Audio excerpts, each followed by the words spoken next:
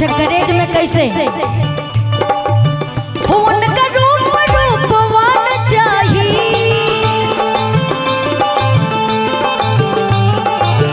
उनका गुण गुणवान चाहिए। सुना अगुआ बटे के अरमान समझ चाहिए, सुना अगुआ बटे के अरमान समझिए जवान चाहिए। और राजू भैया जब समधी पहुंचे अपने समधी के घर तो कहते हैं क्या जब समधी को देखा, हमें तो लूट लिया,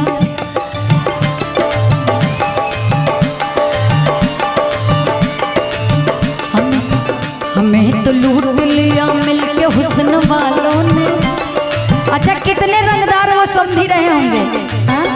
कि गए हैं बेटा की शादी करने, लेकिन कह क्या रहे हैं, हमें तो लूट लिया मिलके हुस्न वालों ने, हमें तो लूट लिया मिलके हुस्न वालों ने। गोरे गोरे गालों ने काले काले बालों ने, गोरे गोरे गालों ने काले काले बालों ने। अच्छा मृत्युंजय भैया की धर्म पत्नी इधर बैठी है, एक बार हाथ उठाइएगा भाभी, कहाँ है? हमें तो लूट लिया मिलके हुस्न वालों ने, हमें तो लूट लिया मिलके हुस्न वालों ने। गोरे गोरे गालों ने काले काले बालों ने, गोरे गोरे गालों ने काले काले बालों ने। सुना अगुआ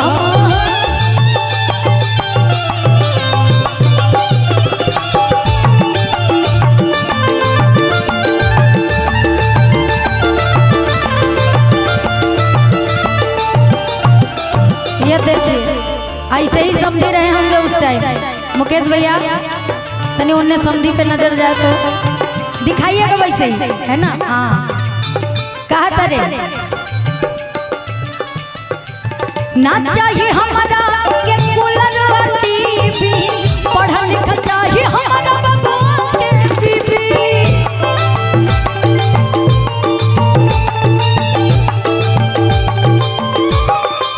अच्छा ये बताओ, ये तीनों तरफ का एक लोग उधर हो जाओ, एक समधन उधर चली जाओ, एक समधन इधर रहो, एक लोग उधर हो जाओ।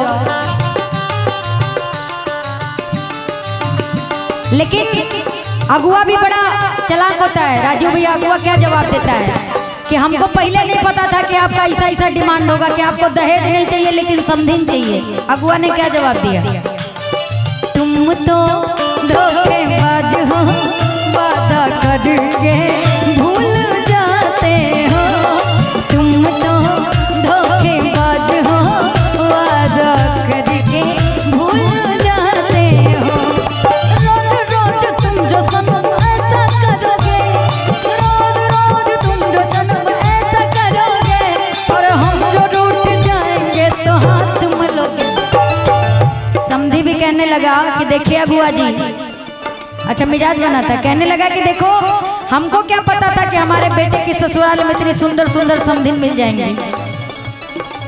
उधर बोलिए ना भाई, वो एंकर साहब है उनको बोलिए। कहने लगे क्या, तुम भी बड़े चालाक हो, मुस्कुरा के दिल जलाते हो, तुम भी बड़े चालाक हो, मुस्कुरा के दिल जलाते हो।